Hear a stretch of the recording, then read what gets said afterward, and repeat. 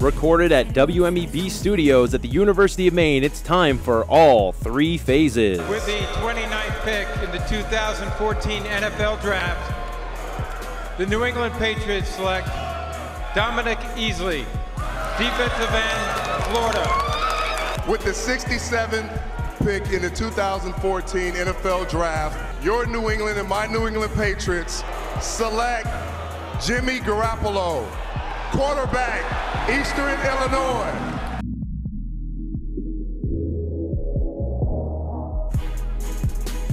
Welcome to another episode of All Three Phases here on April 28th, 2015. Another Tuesday show. Probably going to end up doing the next couple on Tuesdays due to conflicts that we have, but we'll see where it goes. Brandon Polai, Cody LaChance here. Just a couple days away from draft day, I believe exactly 2. So that's really exciting, especially for Cody. We'll be talking draft stuff later in the show. We're going to start off with some other stuff that happened this week in Patriots news. Before we get to more draft previews, more of an overall NFL draft preview, and then some mock drafts to just close out the show before the draft, which starts Thursday night. But a lot of Patriots news happening this week. Probably the biggest news of all is the restructuring of one of the Patriots' big draft picks in the last couple of years, Jerod Mayo, who was out this season with injury. And Cody has all the details of that, the exact numbers and everything. And before he even talks, I'm going to say I'm already happy with the restructuring. Yeah, Jerod Mayo restructured. He signed pretty much a 1-year, $4.5 million guaranteed contract. He has the capability to earn up to, I believe it is, $6 million if he plays in 85% of the defensive snaps. That's quite a lot to ask for from a guy who I think he's played only like 12 games the past 2 seasons, unfortunately. Obviously he's had the injury concerns. Jerod Mayo's relatively young, though. That's what a lot of people forget about him. I don't even believe he's 29, and he won't turn 30 until next offseason. So he has a lot of miles left in the tank, I believe. He's one of those guys that seems like he's been here forever. But like you said, this was a guy that you spent the 10th overall pick on in 2008. So I was glad that they restructured with him. Obviously, I want to see a full season of him, Dante Hightower, and Jamie Collins because, I really think that they could become, if not the best linebacking tandem or linebacking core in the league, one of the top 3 in the discussion to be, the best one out there. And, you look at some of these teams the past, 3 or 4 years that have had good linebacking cores. And I think of the San Francisco 49ers, they come to mind first. Obviously, last year was pretty rough, but the years leading up to before that, they were kind of like the Patriots of the NFC. They made, the NFC Championship game, I think it was 3 or 4 years in a row, and then went to a Super Bowl and ultimately lost, but still, that it shows you that, linebacker, I feel like, is a position that is kind of overlooked sometimes by fans. They like, oh, go get the quarterback, or, I like the guy, the Darrelle Revis. But the fact is that, it is still a league where you build your defense from the inside out, and having strong linebacker play really is the foundation to any good defense, I believe. Yeah, and we got him 10th round of the 2008 draft, right? 10th overall. 10th round. I'm an idiot. 10th pick overall in the 2008 draft. And that was how did we get that pick? That was part of the Richard Seymour deal when they traded Seymour after he was pretty much said that he's done with New England, and him and Bill were having their fallout. They ended up trading and getting Jerod Mayo. That was funny. They got a couple picks, and including Jerod Mayo and also Nate Solder. Right, and then they I think you had it up right there. Tommy Curran of CSN&E had a really great article talking about the benefits of the Seymour deal. Absolutely. And it talked about what the Mayo deal let them do and let them trade back, and they ultimately he tied it all together, and it was like that deal turned into, in a sense, Jerod Mayo, Nate Solder, Dante Hightower, and Chandler Jones. So, it kind of goes to show that, sometimes it's about the long-term planning. I don't think I would like them to do that type of, approach, a 4-year approach with this year's draft if they would trade someone away, obviously with Brady's kind of career coming to an end. But it goes to show that, everything that the Patriots do, they do for a purpose. They realize what is coming down the pipeline. If you think that, Bill Belichick had no idea that, Dante Hightower and Chandler Jones were coming into the league, 2 years or a year before they were drafted, then you're silly. You're just absolutely silly.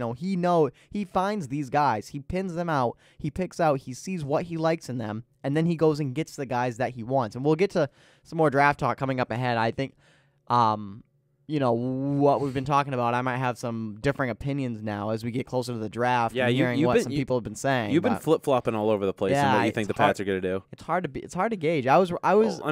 No one knows what's going to happen except for the Patriots themselves, so of course it's hard to gauge. Yeah, I was going to say. I was right there last year. Obviously, there was a lot of people that got the easily pick last year. It seemed like it fit. This year, there's a lot of differing opinions, so it's kind of hard. I'm trying to think of my own opinion here. I got a couple, we'll call them hot takes we'll talk about later. But no, Jerod Mayo, glad they did it. He's a good leader. Obviously, you lose Big Vince up front.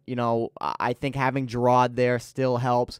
It's kind of funny that one of the happiest things I was that the little Mayo clips hopefully will continue on Patriots.com. Those are so great. Those are so funny.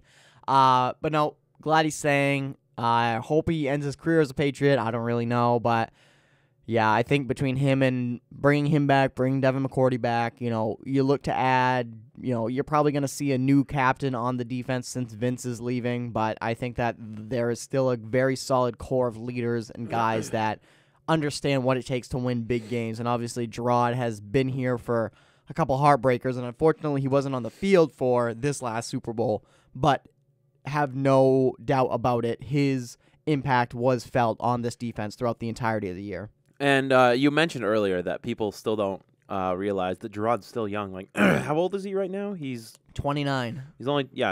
Only 29. For a linebacker, that's by no means is 29 young per se, but it's not. When I think of Jerod Mayo originally, I was thinking kind of like Vince Wilfork. He seems like he's one of those guys that's been here that long. Yeah, no, because I remember going to games. My first and only Patriots game was when I was in high school against the Jets, and I remember seeing him warming up right in front of us, and it was really awesome. And I remember it specifically because someone who was a buddy of his apparently was next to him with a custom jersey of his same number that said Extra Mayo. But I like to point out that fact that he is still, trying. He's still developing, I would say, especially since with all the injury issues, especially since he didn't get to play this year, and that's kind of led people to start questioning the picks. I remember, I usually take people's opinions for a grain of salt, especially when you open up a question to people who anyone can answer, because you're going to get the people who are intelligent, and you're also going to get the people who aren't as intelligent, this being the latter, unfortunately, someone who called into WEEI on Sunday when we were listening to their draft talk, who was basically saying that the Patriots wasted that 10th overall pick on Mayo, and we've gotten nothing for it, and that's picks like that are some of the reasons that the Patriots have had a 10-year drought, to which I respond, well, every team has droughts no matter what. I mean, one pick, obviously not, but you mentioned picks like that. I don't think that's a bad pick at all. I think mostly because of the other picks that they've made with it, like Nate Solder and like all these other things you've been pointing out. This is going to be a very strong defensive front line this next year, and we've already won one Super Bowl.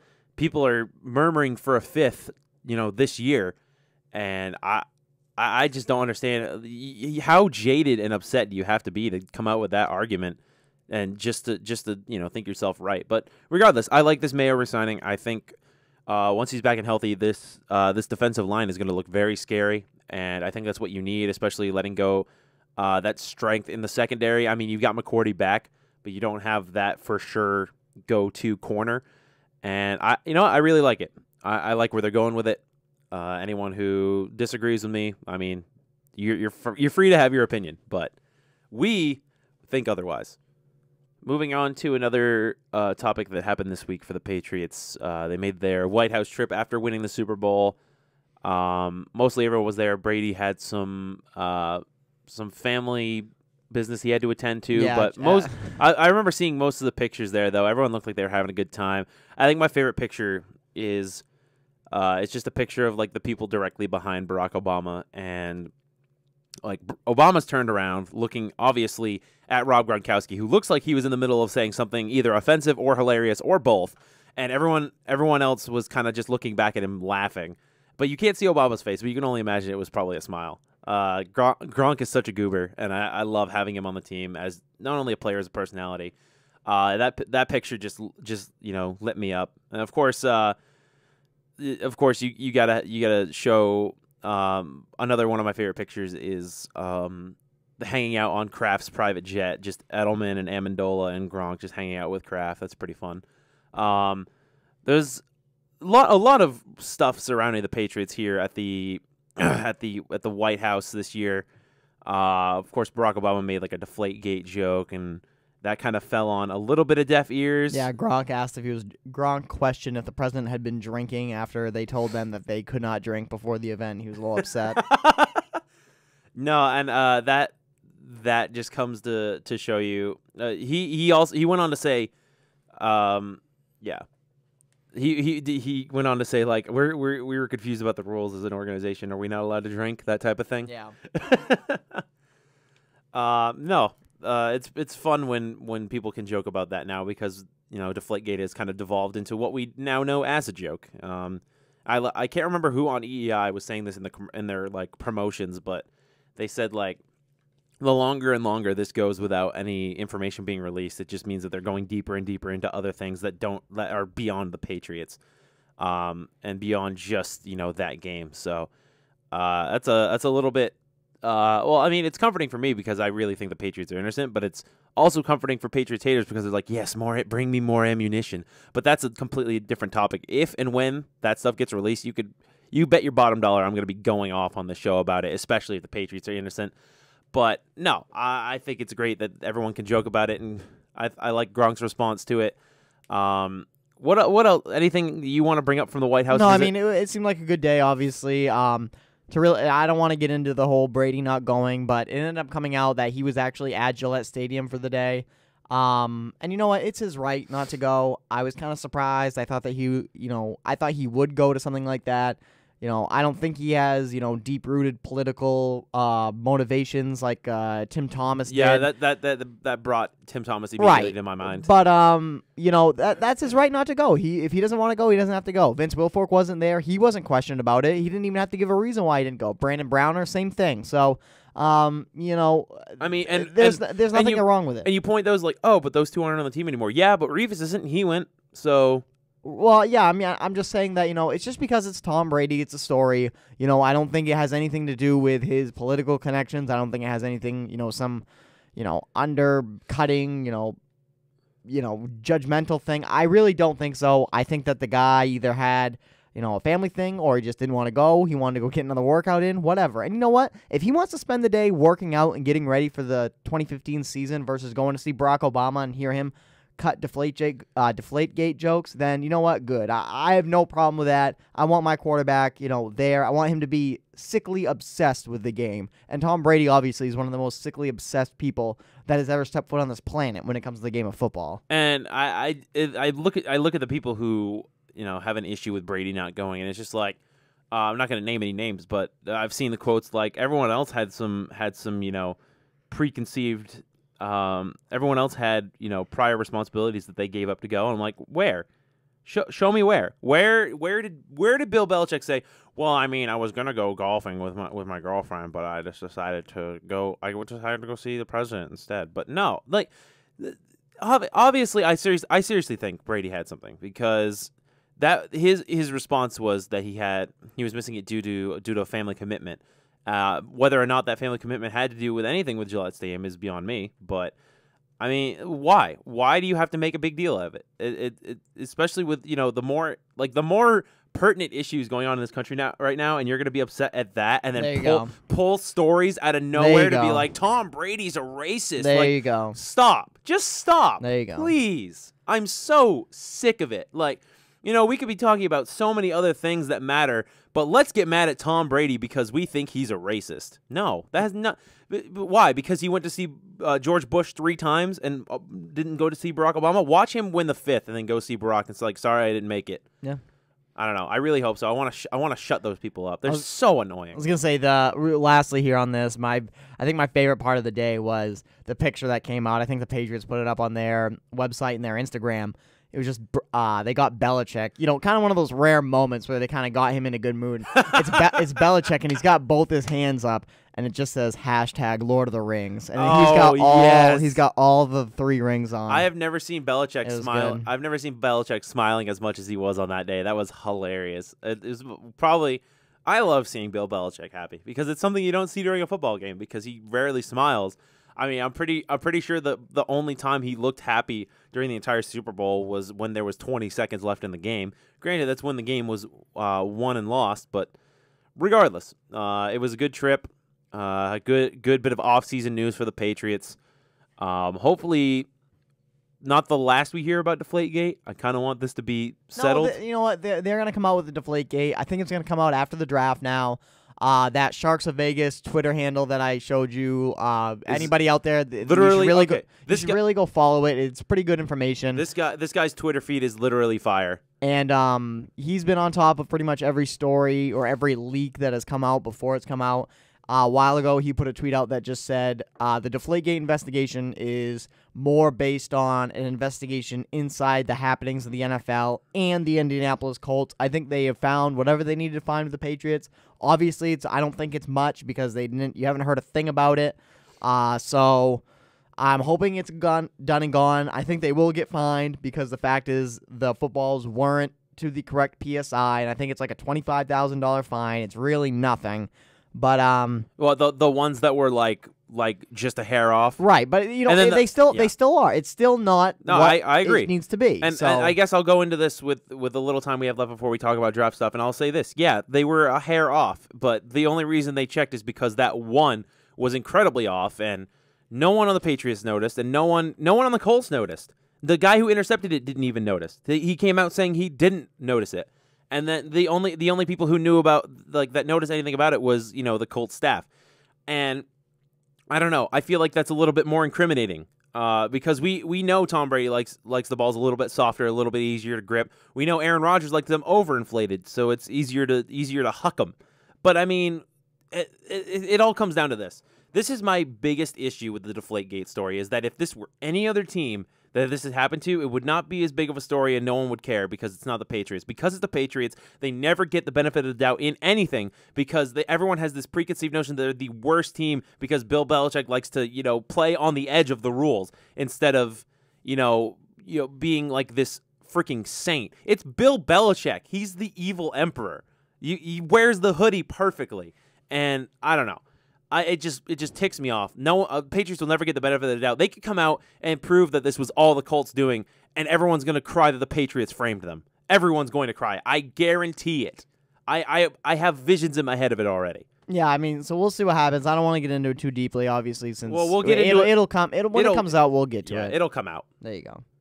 So without further ado, the draft is 2 days away. We're going to start talking about some general draft stuff before we go into more Patriots predictions. I know both of our opinions have changed slightly in the last couple weeks in terms of what the Pats will do, but there are 31 other teams drafting besides the Patriots, and the first round is looking quite interesting. You're more into it than I am. I've just been mostly focusing on Pat stuff, but the storylines of Mariota and Winston, who's going to go where, who might trade up for either of them, who really wants these guys, and honestly, I mean, I'll just start as a precursor by saying I don't know. I personally think that Mariota might be a better NFL quarterback. I feel like Winston wouldn't fit in as much, but that's just me. I don't know where Winston's going to go, and he might be a fit for that. You were mentioning off air that when people look at draft stuff, they're really looking at who's the best fit for them, not who's the best player. Right. So I mean, I'd have to disagree with you there. I think Winston's a much better NFL quarterback on the field, off the field, obviously not so much. But, in terms of the first round so far, you got to imagine Winston's going first. I saw some rumors that Tampa Bay is taking calls on what it would take for a team to trade into the number 1 slot, I would think, to take Winston. It won't be anything short of what St. Louis got from Washington, I believe, in the 2012 draft when they got, I think it was 3 first-round picks and a second for Robert Griffin III. But I really don't see a team trading up for the number 1 spot. I think the number 2 spot is where, if we see a big shakeup, that's where it's going to come from. San Diego has been long rumored to trade Phillip Rivers to Tennessee to get that number 2 spot to draft Mariota. I've heard Cleveland wanting to trade up to try to get Mariota. I heard they covet him. There might even be some other teams in there that I don't really know about. I even saw a thing about the Jets potentially wanting to move up. I don't know if that's for Mariota or maybe for a wide receiver. I know in one of the mock drafts we did, Mariota fell to that pick where the Jets are. But. Yeah, I mean, I think that if he doesn't get drafted within the first 2 picks, there is a chance he falls because you look at teams, at 3 you have Jacksonville. They have their, quote-unquote quarterback of the future. Oakland has the same thing. Number 5, Washington, they're in kind of a weird situation with RG3. Do you spend that pick on a guy like Mariota, or do you get, a dynamic playmaker, whether it be a pass rusher like Vic Beasley or Dante Fowler, or do you go the wide receiver route? I think that pass rusher or wide receiver would be a bigger concern for them. So if he would fall to 6, I don't think it's out of the realm of possibility. It could happen. But I think it's more likely that the 2 quarterbacks are off the board with the first 2 picks. I think Winston will go 1 to Tampa Bay. I'm not saying that Mariota is going to go number 2 and stay in Tennessee, but I think ultimately he will be chosen there. And remember, just because Tennessee drafts Mariota doesn't necessarily mean that they're going to keep Mariota. They can make a trade after the draft. If they can't come to terms with the deal, Tennessee likes Marcus Mariota. They don't have a lot of quarterback depth there. They don't have that top-notch guy. So even if they draft him, they can say, hey, we can either trade this kid or we'll keep him and he'll fill seats in the stands. That's just what he'll do. Do you think that if offered, they would take Felipe Rios over Mariota, Phillip Rivers? Oh, Rios is. I mean, I've heard. Spanish for yeah, river. I got you. I've heard rumors that it was like a straight up deal, Phillip Rivers for Mariota. If I'm the Tennessee Titans, there's no way in heck I'm doing that. I know Phillip Rivers is only 33, but it's the number 2 pick. You can get so much more than that in my mind. I don't put Phillip Rivers as this elite quarterback. I'm not saying Mariota's elite or gonna be ever elite, but the fact is you have that golden ticket. You have it right now. You can't mess this up. I think you look back at what St. Louis got for that number 2 pick in the 2012 draft. I think that Mariota is going to be about the same as RG3, if not better, so they should be able to get more draft capital for him. I also look at the other guys that are around that pick. Leonard Williams, I've talked about him quite a bit. He's like Richard Seymour 2.0. Dante Fowler, great edge rusher. Vic Beasley, another good pass rusher. And then you have the 2 big wide receivers, Amari Cooper and Kevin White. I just think there's such good talent at the top of this draft that I think that if I'm the Tennessee Titans, I need a little bit more than Phillip Rivers. I need Phillip Rivers and maybe, 2 number 2 picks or 2 second-round picks or, next year's 3rd and this year's 2nd or something like that. You got to get a little bit more. It's not going to take much more in my opinion. But I don't really know. But who knows?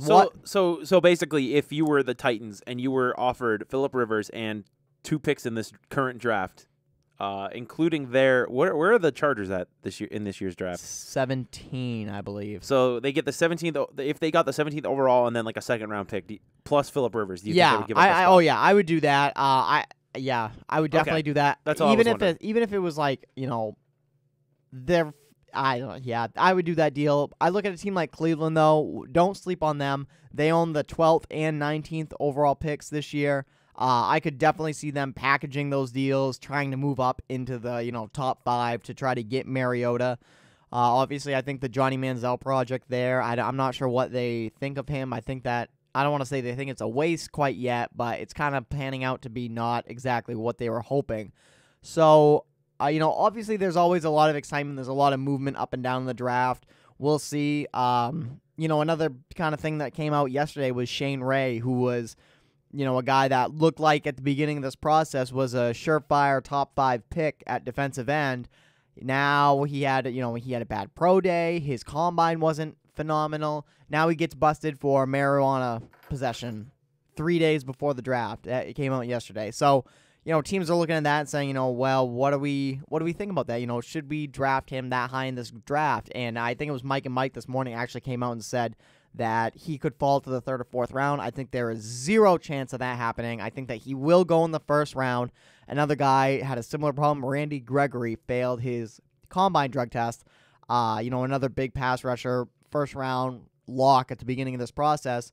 Both those guys, they are going to those citations, those issues are going to cost them millions of dollars, and it's going to come down to the point of, does a team find it worth it to take a guy that has that kind of baggage going into them into the NFL? And now that they haven't even stepped on an NFL field, but they're already in this, drug monitoring program that the NFL has. And to really play devil's advocate here, when you really look at the baggage the quote unquote baggage that he's bringing into the NFL, honestly, I know this is awful to say, but it could be a lot worse, Cody. Like, I honestly think that if the only issue that someone has off the field is that they like to smoke a lot of pot, I mean, I feel like teams would look over that and be like, listen, just calm it down. Like, just don't, just I know. Don't do it as much. Listen. I'm not saying he's not out there, running people over. He's not out there shooting up clubs. He's not out there beating women. He's just smoking pot. And I feel like some teams would take a chance on that. And I agree with you that I don't think he's going to get out of the first round. I think people are going to take him in that first round. They're going to realize that baggage is not that bad. There are easy ways to be like, listen, just don't do it. It's so simple. Well, I was going to say, if you do it, tone it down a little. That's the issue. It's not the issue of, I don't think any team really does care that much about a player that smokes pot. If I'm a general manager on a team, it's the fact that you knew this test was coming. Like Randy Gregory going into the combine, you knew that they were going to test you for marijuana, and you couldn't quit it for, a month. This is your job interview. So what happens when we ask you to do this or this? Are you going to do it or are you not going to do it? Same thing with Shane Ray. Could you just stop, take it easy for a week, touting marijuana and speeding around, a week before the draft? Just take it easy a little bit. And I don't think there's any issue with, marijuana, but, I don't really want to go down this road, but I will say this, Aaron Hernandez was supposedly just marijuana coming out of college. I know. Okay. I know All that's right. I know that's, obviously very different, but I'm just saying, I don't think teams care about it that much, but I also do think that there are some things that really, it does tick them off. I know if I was a general manager, those reasons would be the ones that made me mad. Not so much of, okay, yeah, you like to get high. So don't 75% of guys in the NFL, whatever. Well, but considering you're, on a daily basis, smashing into people over and over, your body's just in constant pain. I mean, it doesn't surprise me that 75% of the guys in the NFL smoke pot. And another way to play devil's advocate would say, well, maybe he wasn't content on being drafted top 5. Maybe he wanted to drop to one of these, Super Bowl contender teams. Well, I don't think so, because you get paid based on where you're drafted, and a guy coming out of college, a lot of these guys, it's all about making that, making money right off, and then once you've made a little bit of money, then you get to kind of choose where you want to go. I really don't think that. Yeah, I don't think so. I mean, I'm just throwing ideas out, man. Although there were conspiracy theories that said Mariota was trying to stink at his pro day, so he wouldn't get drafted second overall. He would fall to the Eagles more than that. But the Eagles have like 4 quarterbacks right now. Yeah, I don't know, but no, I just But hey, I wouldn't sleep on them going up to going to Tennessee either. Would anything Chip Kelly does surprise you at this point? No, absolutely not. Absolutely not. And I have no issue with it. It makes the NFL awesome. Exactly. So I think that Thursday is going to be a lot of fun. There's a lot of big names. Not for me. I'll be at work all night. I want you to just keep texting me. I'm sure I'll keep you posted. Like big things. Not like I guess maybe every pick. I don't know. It'd be. ESPN will probably be giving me those picks as well. Yeah, ESPN's on it. They actually just said, too, for those people like me last year who on Twitter tried to follow all these, NFL analysts, they were tweeting out picks before they came up on ESPN. This year, at least ESPN and NFL Network have both agreed not to tweet out the picks before they are announced on ESPN. So but unless they ban it overall, people are still going to do it because you got to be the first to get that big scoop. Right, but I will say if you're the first big person to tweet Jameis Winston to Tampa Bay Bucks is 110% official. I mean, that's a big deal to some people. Right, but I will say this though, is that, ESPN and NFL, those are the two most reputable sources. So I think that, at least for me, I won't, even if I see somebody that I kind of, know about, or, yeah, okay, it's this person, but, once I see it on NFL Network, an NFL Network guy, or ESPN, then that'll be kind of like the point where I say, okay, yeah, this is 100%. If I wasn't at work, I would probably just be the biggest troll in the world. Like I'd probably just be sitting at my computer. Number 2 pick in the draft, Titans select Tim Tebow. Like every pick, Tim Tebow. People would catch on and it would be funny. And by people would catch on, I mean my friends would catch on and think it's funny, and then everyone else would be like, dude, you're an idiot. But what else is new? So yeah, we've talked about the first 2 picks. Winston and Mariota. We're thinking possibly to the Bucs and the Titans. Mariota might drop a little bit. Titans might trade out a little bit. Jaguars right now are looking at in the latest mock drafts from let's see, who do we got on this mock draft here? Daniel Jeremiah, Charles Davis, and Charlie Casserly. I don't know. After that, right now they're looking at Dante Fowler and Leonard Williams. Yeah, I mean, after that, it gets kind of like a mishmash. It all depends on what teams, how they evaluated those players. I want to get into, hearing from Nick Caserio of the Patriots here in a little bit. But after the top 2 picks, I really think it's kind of like it's kind of a wash. I don't really know. I don't really feel confident predicting players to teams after that. It's it all depends on what those teams looked at. I got an idea of, what types of positions teams want. Obviously Jacksonville, I really do think they're going to go with, a defensive lineman or a pass rusher. As you look at, like you said, Leonard Williams, Dante Fowler, Vic Beasley. Those are 3 guys that, obviously at that number 3 pick, they're all, you'd think, going to be there. So, they'll probably take one of them. Then you look at the Raiders. They might take the other good defensive lineman, or they might go with a guy like Amari Cooper or Kevin White, get a wide receiver for their young quarterback out there. So, I don't really know what is going to happen in the draft after that. In terms of, I'm not going to make, lots of bold predictions. It all depends on how those teams evaluate those players that, are in the first round. I will say this. I do think that there will be 2 running backs going in the first round. I think that Todd Gurley and Melvin Gordon, I'll just do a couple broad type things about the draft, but I do believe that Gurley and Gordon will both go in the first round. I think 2 teams will be dumb enough to take them in the first round. I am in the camp of running backs are pretty dispensable in the league today. If you got a good offensive line, it doesn't really matter. Any, decent running back should be able to run for a lot of yards. I think that, again, this year will be loaded with wide receivers that go in the first round. I already mentioned 2, Amari Cooper, Kevin White. I think Devontae Parker goes in the first round. I look at a guy like Nelson Aguilar, who we've talked about on the show. He might go in the first round. Devin Smith from Ohio, he might go in the first round. Brashad Perryman from UCF, he might go in the first round. There is a long list of guys that, I think that this draft class, at least in the first round, will be similar to what we saw last year with so many young wide receivers going in the first round, and not only going in the first round, but making a serious impact in their rookie seasons. I think that there'll be a lot of that. Offensive linemen, I don't think there'll be a lot of offensive linemen to go in the first round. A lot of the mocks that we've been doing, Brandon, I just don't think that, we see a lot of them. Brandon Scherf is the surefire pick, the first one off the board. He'll go top 10. After that, I really think it's the guy Cam Irving, who I'm a big fan of. I think he goes right around the first round, mid to late first round. A couple tackles. Eric Fisher out of Oregon. He's a very solid player. Who else we have? DJ Humphrey is a guy we talked about. Andrus Pete from Stanford, a guy falling down boards. I think that offensive lineman in the first round this year will take a little bit of a hit. I really think that this is going to be a year where you see a lot of cornerbacks, a lot of defensive tackles, defensive linemen and edge rushers, that type of spots, and wide receivers. I think that those are the 3 big areas that are going to go early and often in the first round this year.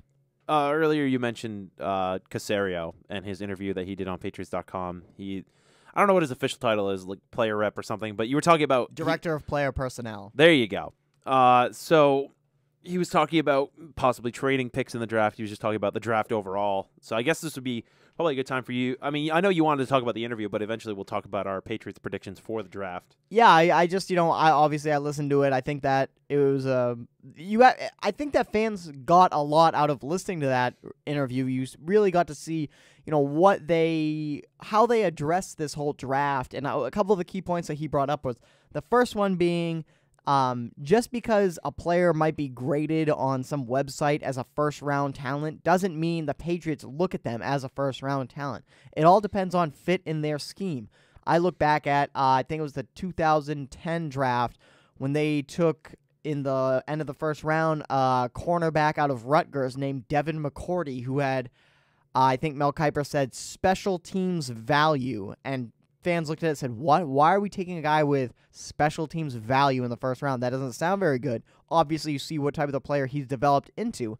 So they're going to pick players that they think can fit on their team, and they assign round grades to them based on their role for the team. So obviously a guy like Devin McCourty, who can play defense, have a serious role in defense and a serious role in special teams, gets a first-round grade. It was very interesting for draft geeks like myself to see, the scouting and the grading process of how the Patriots and their scouts look at these hundreds and hundreds of prospects they look at. I think they worked out like 350 guys over the past couple weeks and determine what they're looking for, who they're going to target, and who then they will take in the draft ultimately.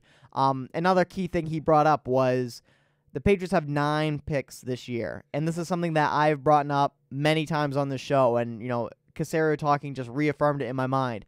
He pretty much said we have 75 spots on this roster that are pretty much locked down, going into camp almost. So we don't have a lot of room to bring more guys in. And obviously there is still, probably 4 or 5 undrafted free agents that they realize won't get drafted, but they want to target and sign directly after the draft. So this really allows them to be creative with their picks. And Caserio didn't come out and say that, they're going to trade. He just simply said that, it allows them to be flexible.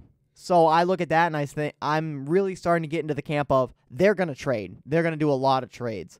And when I say a lot, I either mean one big one or they're going to do a lot of smaller ones.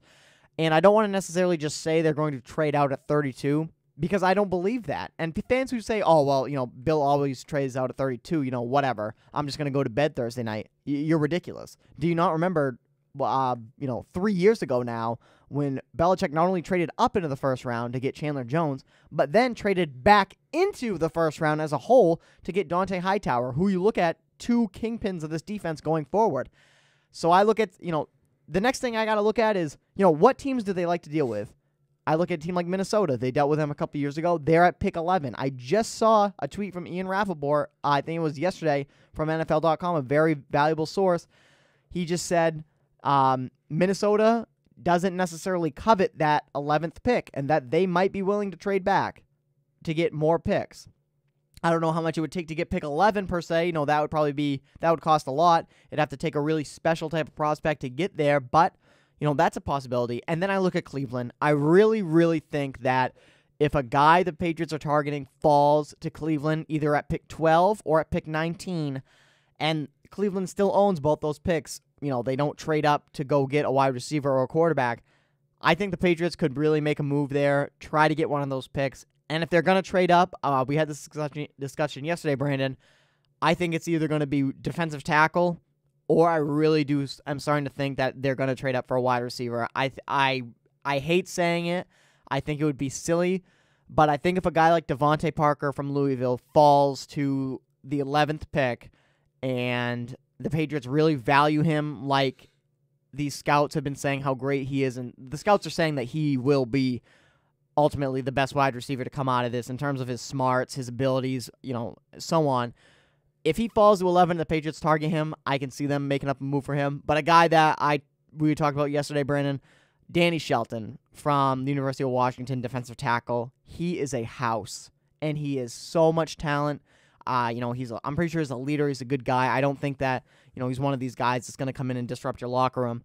I really think that he's going to be available in that, pick 11 through pick, maybe 16, maybe going up to high teens. And I think if he's sitting there at pick 19, and if Cleveland doesn't want to draft him, I think Bill Belichick should be on the phone calling Ray Farmer, the GM of the Browns, and saying, we'll give you 32, we'll give you a 3rd-round pick, and we'll give you a 4th-round pick. You guys need lots of picks. We need this one player, because really they're 1 or 2 players away from making a serious run again.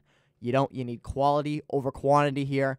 And, I'm really starting to get into the camp of I would not be surprised if the Patriots trade up into the first round. Absolutely. They've got the resources to spend, Cody. Like you said, they've got very small roster spots and so many picks this year.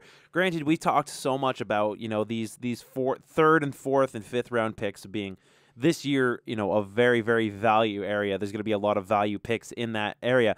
We've still got enough where we could trade some of those away and still have a shot at some of those players and then get someone in that first round. And I like how you pointed out that you think they might go for a wide receiver. I feel like that in itself would turn some heads, especially of Patriots fans. They don't usually go for that offensive weapon in the first round, at least not for right away. I mean, they got Garoppolo in the second round last year. Yeah, Garoppolo was the second-round pick last year. Yeah, they don't usually go to the offensive weapons and in the first two rounds. And when they do, it's usually someone like Garoppolo who's going to sit with a clipboard and learn from the GOAT on how to be a good quarterback for the Patriots and then train him up for when Brady decides to call it quits. If they traded up for a wide receiver, which you've mentioned a lot of people who they might trade up for in that position, that would turn a lot of Patriot heads. Like, these guys are serious about piling it on now. They're getting more weapons for Brady finally. Granted, I don't think that's correct. I think that's going to be that would be the general thought process of the New England fan base. I personally don't care who they trade up for. I think trading up for someone is a great idea if you're going to get that value. That's all that matters. I don't care who it is or what position they play. If that pick is going to get you incredible value, especially being at the 32nd pick, trading that pick away and trading away a couple other picks that you wouldn't have space for the guys anyway? No, go for it, by all means. If they trade up for a wide receiver, though, I want to restate what you just said. It's not to give Brady a weapon. It's to give Jimmy Garoppolo a weapon. The wide receiver, if they trade up and get one, yeah, it's not like he will play, and he'll probably have a good season or two for Brady. If they trade up for a wide receiver, it's to get a new buddy for Jimmy Garoppolo. Make no bones about that, Patriots fans. It's not for Brady. It's for Garoppolo if they do it. There's nothing wrong with that. Not that Brady won't use him to the best of his abilities. There you go, but that's why they're doing it. But again, if they trade up, I want them to get a defensive tackle. I think at pick number 19, you could ultimately have your choice between Danny Shelton. Please, God, be there. I don't think he will be, but if he is, that would be fantastic. But I really think you'll have your pick of Malcolm Brown or Eddie Goldman. Two guys who are very high up in my book. Both could be instant starters on this team. I agree. Have instant roles, really shore up that defensive line, because if you're going to win this year, Patriots fans, you need to get the quarterback. You need to get the opposing quarterback on the ground. Your cornerbacks cannot cover like they did the past year. They need to have a lot of pressure. Obviously all the signings they've made look like they're trying to build a dominant front seven, keeping Jerod Mayo, signing Jabal Sheard, re-upping Rob Ninkovich. Hopefully Dominic Easley gets back and healthy. They are one piece away from turning into so many buzzword names in that front seven. It's just going to be so gross if it comes together. They're one away. They seriously are. And something else I'll say about defensive tackle really quickly here before we get to our mock drafts is, talking about the mock drafts, we've done 3 or 4 of them together, Brandon. You see how quickly defensive tackles run out in this draft. Absolutely. Every time it's like, right around pick 2, we look at it and it seems like Grady Jarrett is kind of like the pick that we go with from Clemson, who's a good player. But he's not a Malcolm Brown. He's not an Eddie Goldman. And he is by no means close to a guy like Danny Shelton. The one we've been getting at 32 has been DJ Humphries out of Florida. The tackle out of... exactly. It was an offensive tackle. It just shows you how quickly this defensive talent is going to dry up, because obviously all these teams see what, defense is kind of hard to coach, honestly. It's kind of like, how bad do you want it? How bad do you want to go get that opposing quarterback? How bad do you want to stay with your man? By all means, I think that teams can coach up players, but it's harder. I think you can take a wide receiver later in the draft or a running back later in the draft and fit him in your scheme and really draw it up so he succeeds. In defense, it's more of mano-a-mano. It's, can you get by your guy? Can you, punch him in the mouth before he punches you in the mouth? So that's why I just really, if they're going to trade up, I hope it's defense. I hope it's for a guy like Malcolm Brown. I hope it's for a guy like Eddie Goldman. You know what? I'll even say that for this guy. If they trade up and get Eli Harold, by all means, I'd be happy to. Linebacker, pass rusher, perfect. So this week for mock drafts, with the draft only 2 days away, we've been doing mock drafts together, and we've been collaborating on them. I think this week, Cody and I are going to do each our own separate mock drafts. I think we're going to do like 3 apiece. And we're going to record our picks from each draft and compare them to each other, compare who dropped, who we picked and why. that type of thing. We aren't going to do it live because that would obviously take too long, but especially to edit. But I think this will be a fun exercise, especially with the draft coming so close. And once again, we're using fanspeak.com/ontheclock, and we are using the composite big board. So Cody and I are going to get to drafting, and we'll get to you our results at the end of it. So after our first draft, Cody got incredibly lucky. With where people fell. No lucky, only skill. God, just tell them your 30-second pick. They'll understand. I'll just run down quickly here, but obviously my first round pick, Cam Irving, did fall to 32, so it's incredible in itself. Not only that, Cam Irving fell to 32. Nelson Aguilar, wide receiver from USC. Are you kidding? Guy who we've been talking about actually fell to the second round for me to pick at pick 64. My first third round pick. Ifo Ekpre Olomu, cornerback out of Oregon, arguably one of the most underrated guys at that position this year. That's insane. Marcus Hardison, defensive tackle out of Arizona State, just needed a big boy up front. Ben Heaney at inside linebacker on my next pick. Special teams value there. Max Valleys at pick 131. He's a guy I like a lot. Defensive end, can play linebacker. He's got a lot of versatility. He's raw. He's going to need coaching. Then my last three picks to round it out, Ladarius Gunter, safety who can also play cornerback. Defensive tackle David Perry out of Stanford, a working hard, hard hat kind of player, that type of guy. And then my last pick, running back Trey Williams, just needed a running back. He was the highest rated guy. All right, so mine's a little bit similar to what we've been doing in the last couple of weeks. No one really fell in my draft, of course. So DJ Humphries, first round offensive tackle out of Florida. He's been kind of that safe pick we've been going to at 32. Don't think the Patriots will actually get him in real life because I think they're going to trade up from that spot. But in the current situation where it's impossible to trade up like this, I would assume they would pick Humphries. Second pick in the second round, Grady Jerod out of Clemson, defensive tackle. This is where I started to just start throwing everything out the window. Like, you know what? This is who I want to take at this point. The 96th pick out of Auburn, wide receiver Sammy Coates. I really liked what I saw out of him. You talk about that quote-unquote weapon for Brady to use eventually on his way to Garoppolo. Ali Marpet out of Hobart, someone we usually pick. Prince Ali himself at 97. At the 101st pick, this one, DeJuan Smith out of Florida Atlantic, a cornerback. I don't usually. I said it to Cody off air that I've been like, oh, we shouldn't draft a quarterback. We'll be really bad at drafting a cornerback. I saw him and I decided to pick him. I think he's the guy that's had talks with the Patriots too. So yeah, and of course at the 131st, you and I both picked Max Valleys. Such a value pick that late. And another value pick. You even told me this one was pretty good when I made it. 178th pick in round 6, second pick of the 6th round. Stefan Diggs out of Maryland. I think it's Stephon. No, another wide receiver, someone who I could see fitting the Patriots very well. He's a value pick, especially that late. And then I just started picking random people who I thought looked good. The 219th pick, Damian Wilson out of Minnesota, inside linebacker. And with the last pick in the 7th round, Corey Crawford out of Clemson, the defensive end. So yeah, no, look, I'm so proud of you. Look at you going by on your own now. I'm releasing you into the wild. All right, you want to do another one? See how lucky you get again? Yeah, let's do it. So 2 drafts completed here on our own. Cody thinks he's got another good one. I think I've got a decent one, but not as good. Cody got another bunch of players that dropped pretty well. So I guess we'll start with Cody again. Yeah, my first pick, Cam Irving was gone. My man Eli Harold was gone. No defensive tackles in the first round that I thought worthy of picking. But Byron Jones, the cornerback out of Connecticut, fell. I almost took him first round. A guy like Devin McCourty, we talked about, he could have special teams value, super athletic, team leader, blah, blah, blah. So I went with him. My second pick was Stephon Anthony, inside linebacker out of Clemson. I was a little surprised he was there. I was pretty excited. I'm surprised he was there as well. He's kind of one of these linebacker who is skill covering tight ends. That's why I like it a lot about him. He can, cover guys. He can, still play in the run game. He would definitely add some depth there. My third pick, Trey Jackson, at the end of the third round. Phenomenal pick. I would love him there.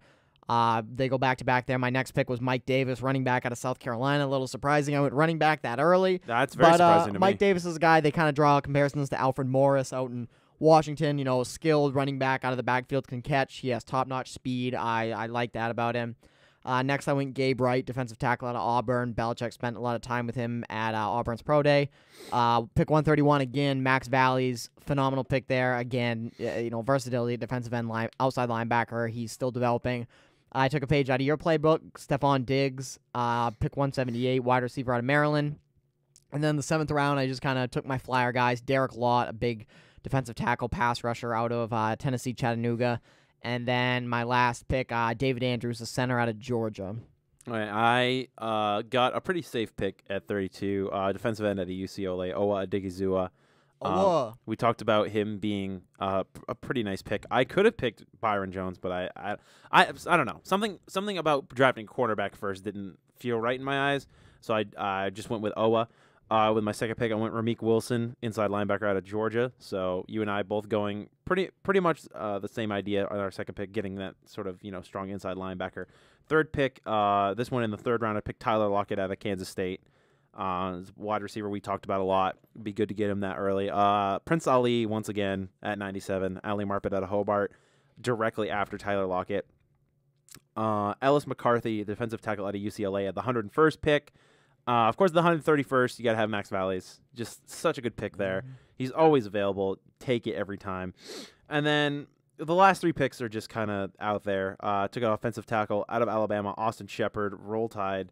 219th pick, a cornerback out of Notre Dame, Cody Riggs. And in the 253rd, a running back out of LSU, Terrence McGee. So not too bad a drafts overall. Do you want to quickly do one of our own together? Yeah. So with our combined final draft here to end off the show, got a couple value picks. Well, some would say value picks. We basically came together and quickly picked which ones stuck out to us. A couple familiar names in the first couple picks. Shaq Thompson out of Washington, inside linebacker at the 32nd pick. The 64th pick, Nelson Aguilar out of USC, the wide receiver. The 96th pick, Ifo Ekpre-Alamu out of Oregon, the cornerback. 97th pick, defensive tackle, Marcus Hardison out of Arizona State. Kind of an unfamiliar name. We haven't picked him a lot. Max Valleys we picked a little bit early this time at the 101st, and then the 131st we picked John Miller, guard out of Louisville, since Marpet was gone. 178th pick, Stephon Diggs out of Maryland, someone that I picked just on a whim, and then Cody seemed to fall in love with since then. 219, David Perry, defensive tackle out of Stanford, and with the last pick at 253, Trey Williams out of Texas A&M, the running back. So yeah, these mock drafts are a tale of what the Patriots could possibly get. I feel like you said, they have a lot of picks and not a lot of roster space. I feel like they're going to be making some moves, making some trades, maybe even into next season's draft when it's going to be loaded with cornerbacks, which a lot of people have been talking about. I don't know. I could see the Patriots making a lot of moves here, and I'm looking forward to it. I won't be able to watch it, but I'm assuming you will be updating me with furious texting. No, yeah, I think I'm expecting some all caps messages at some point if the Patriots do something incredibly crazy. Yeah, and as we kind of close out our show here a little bit, some things that some parting thoughts. Obviously, these mock drafts are obviously just that. They're mocks. They're not anything, set in stone. Obviously, I don't know what the Patriots are thinking in their organization just as much as the next person. But, I'll be a very happy person if they do trade up and get one of those big 3 defensive tackles I've been talking about, Shelton, Goldman, and Brown. Besides that, if they stick at 32 or they even trade back, I look at them to go cornerback and guard with the first couple picks. I think if they miss out on those first wave of defensive tackles you've seen in our mock drafts, we kind of wait in the weeds and get, guys in the later rounds because, the value is probably pretty similar. If they do wait around, look at some of those linebackers. Stephon Anthony is definitely there. Shaq Thompson could be a possibility. Even a guy like Denzel Perryman or Bernadrick McKinney.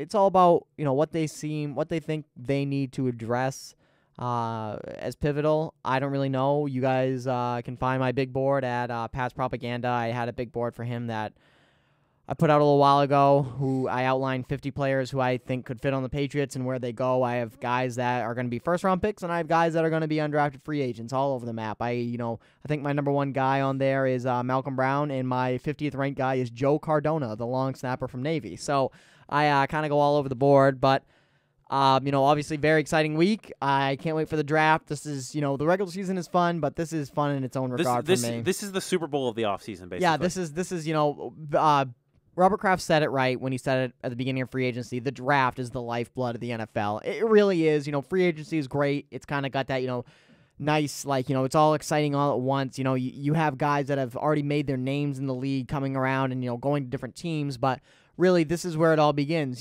This is where you have guys that go number 1 overall like Jamarcus Russell and don't turn into anything. And then you have guys like Tom Brady go pick 199, one of the later days of the draft and turn into one of the arguably the greatest of all time. So it's fun. You never know what these kids are going to turn into. The hype is real, though. Some of these kids are going to be absolutely phenomenal players in the league. Some of them are going to be busts. That's what, it makes it a big game. It is. It's really a lottery. It's who can be lucky, who can scout well, who's going to pick the players that really lead their teams for the next 10 years. I think it really comes down to who's going to pick the best for whoever fits their team. What needs they have at the moment and who's going to fit that need the best. And I feel like a lot of these teams that do it well consistently are doing it because they are so intelligent in terms of scouting, in terms of looking at these players and saying who can fit our system the best and that sort of thing. But that will do it for this week's episode. By next week, I'll be pretty much done with final projects and getting ready to graduate, and the draft will be over. So we'll have a lot to talk about. I was gonna say next week, we'll definitely probably just take the Patriots picks, what they do. Obviously, I'm hoping we're gonna have at least 4 or 5 guys to talk about. Hopefully, maybe even have some picks to talk about next year. Who knows? Maybe even have maybe a veteran gets traded to the team that fills a need. You really never know. I remember, what was it, back in 2007? A guy named Randy Moss got traded to the Patriots during the draft. So literally anything can and will happen. That's what makes this fun. Well, that'll do it. We'll see you next week. For Cody LaChance, I'm Brandon Pulai saying go Pats, and we'll see you next week. Good luck in the draft. New England, the Patriots and me, rolling on to victory. Ronald Darby was looking straight at my draft like, Nelson bring Aguilar. me to the Patriots. Aguilar fell to the 3rd in this one. I hate Oh my you. God, go. Go. Go. Go. Go. Go. Go. Go. One more. Yes. Oh.